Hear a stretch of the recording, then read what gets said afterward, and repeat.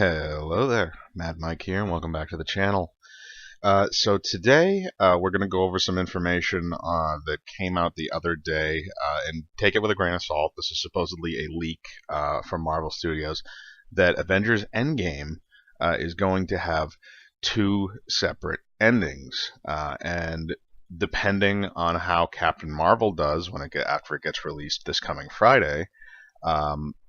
They will go with one ending or the other. Now, there's a lot of kind of information to unpack with this sort of news, and again, take it all with a grain of salt because this is supposedly a quote-unquote leak. So anytime you have a leak, you have to take it with a grain of salt because it might be truthful, it might be not. Some parts might not be as true as others. Some parts might be hearsay. So, again, do not take everything I say in this as gospel. I'm just analyzing what information we have and speculating. So we have the news that basically what they have done is they have taken two different endings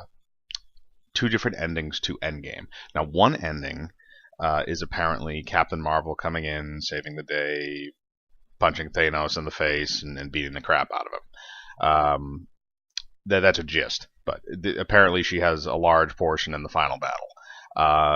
The other one apparently has her replaced with Captain America and Black Widow in various scenes and has her presence downplayed significantly. Now, depending on how Captain Marvel does, apparently Disney is just covering all their bases and they're saying, okay, if it does well, we'll put this in. If it doesn't do well, we will put the Captain America Black Widow version in. And it's really just covering their bases. But look, this has a lot to do with a bigger issue. It has a lot to do with a much bigger issue. And that is the MCU is starting to fall into the same follies that Marvel Comics has fallen into over the last 3 to 5 years. Or probably longer than that, but it's really become more evident in the last 3 to 5 years. And that is that they want to push the social justice or the diversity agenda over the storytelling. And look, if Captain Marvel comes out and it's relatively good in terms of just being a movie, regardless of what Brie Larson's insane rantings are, I think it will still make a good amount of money. I originally, in my Will It Fail video for it, gave it around $700 million. And I said that Marvel, at the time, when the projections were around $180 million for opening weekend, were saying that it would probably hit $1 billion. Those projections have dropped significantly. Now we are looking at 80 to 100 million, which is a lot closer to probably what it should be. And I think I would lower my projections on that probably to around Solo numbers. I'd say 450 to 500 million roughly, and that's a modest estimate, but that I think that'll be around where it hits at the end of the day. Again, depending on how good the movie is, and if there is an extreme amount of backlash after the movie, if the movie is not that great and people start criticizing it. And you have Brie Larson coming out and toxic masculinity, so on and so forth. You could see a very, very steep drop-off second weekend. You could see an even steeper drop-off after that. And again, I think Disney might be banking on some of the foreign numbers. This movie might do well in Europe. I could definitely see it doing well in Europe. But I do not think it will do well in China or any of the Asian markets. But I mean, this is basically it's been a production that's been marred by a lot of things. Obviously, Brie Larson's social justice-y crap, her feminist stuff, and the speaking out against people. If you want to watch the clip of her getting pissed at white guys for commenting on A Wrinkle in Time, even though they're film critics who are paid to do so and provide an objective opinion, you can probably look that up on YouTube. It is extremely cringy, but regardless of that, there's a lot of things going against Captain Marvel at the moment, and right now I would say it's close to maybe getting to the point where it would be Ant-Man and the Wasp numbers. Now, Ant-Man and the Wasp was not expected to do outrageously good, and there wasn't a ton of money that was dumped into that movie.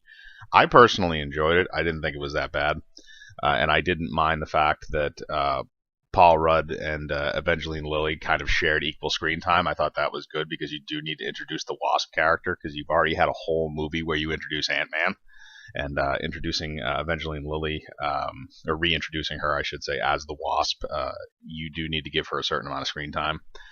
But again, I enjoyed that movie. It did not bash you over the head with social justice. Evangeline Lilly was great in promotionals for that movie. She didn't bash the fans. She didn't come out and start screaming stuff about feminism and whatnot. She came out and she said that she was happy to be in a Marvel movie, and she probably had one of the better Stan Lee memoriams that came out. Because most of them were just, oh, I miss Stan Lee on Twitter, but she had one of the better ones. But you now have Brie Larson, who is saying she's using the movie as a platform for feminism, and blah, blah, blah, blah, blah, blah. You can see where that train's going, right off the cliff. But that's the thing, is that Disney is covering their bases, and that is a good idea to cover their bases, because now there is an option. Star Wars did not give itself an option. Star Wars went full on, and they expected people to just absorb it and like it and take it. Disney is giving themselves an option, and we have to make sure that they exercise that option as moviegoers. If this movie turns out to be complete crap, if this movie turns out to be bad, or if Brie Larson has done something in the promotionals at this point to you that you think she has done that warrants you not seeing this movie or not supporting it or whatever, then do not support it. If you want to go see the movie, go see the movie. I personally will not be paying to go see this movie. I will probably either be seeing an Indonesian pirated version of it, or I will be buying another ticket to a different movie and then sneaking into that one. So we will see. But the core thing here is that if enough people say that they don't like this movie and they don't like this character, or they don't like the actress that's playing this character, then Disney is prepared to listen, because they have provided an option. And again, that's assuming this leak is true, because we have heard some stuff, oh, Captain Marvel comes to save the day in Avengers 4 and beats the crap out of Thanos. So it supports that argument where they did film that ending, but they have also filmed an alternative ending. I personally would rather see the alternative ending. Just because of all the stuff that's come out about this movie. It's been nitpicked to all hell. And this is what happens when actors draw attention to themselves during the production of a film. We saw it. We saw it a lot with Solo. We saw it with a bunch of other stuff. Last Jedi, everything else. We've seen a lot of it where when a studio or when actors draw attention to themselves in a negative light, the movie that they are working on gets picked to hell.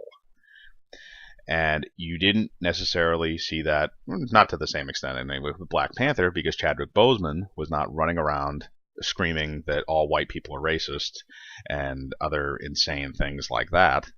Instead, he said that he was happy to be representing the first African-American led Marvel film, and I thought Black Panther was a good film. Again, not worthy of Best Picture nomination, but Hollywood is dumb. But he was not going out and bashing the fans. He was not going out and saying white people don't come see my movie.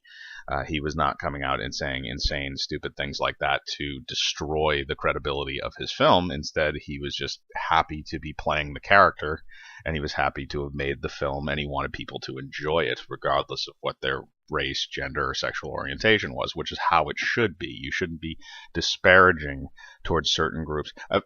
As a person who has made a movie, you want people to come see that movie. You shouldn't want, oh, I just want one type of person to come see my movie. There is a target demographic for a film, but that's not the way it should work. That's not the way it ever has worked. It's like, okay, you do market to a demographic, but at the same time, you want as many people as possible to come see your movie. But that's neither here nor there. But the problem still lies with Captain Marvel and how it could affect Endgame. Now, there's also some reports that it's possible that Brie Larson's people twisted Marvel's arm on some things, which is why they had to film the ending where Captain Marvel comes in and beats the crap out of Thanos and some other stuff. I don't necessarily believe that. I don't think Brie Larson has enough leverage to actually affect Marvel in terms of the production of future films, even if she's a minor character in them. And I think it's outrageous because, I mean, look, Edward Norton tried to pressure Marvel, they got rid of him. Terrence Howard tried to pressure Marvel, they got rid of him. So I have no doubt that if somebody causes enough of a problem, then they will jettison that person and they will find somebody else to play that character. And I kind of wish Brie Larson would get jettisoned at this point so they could replace her, with somebody who's not a complete and utter bitch. So that's my opinion on what has come out recently. I'll try and link the article to the. Not try. I will link the article to the leak in the descriptions below if you want to read it for yourself. And again, thank you for watching.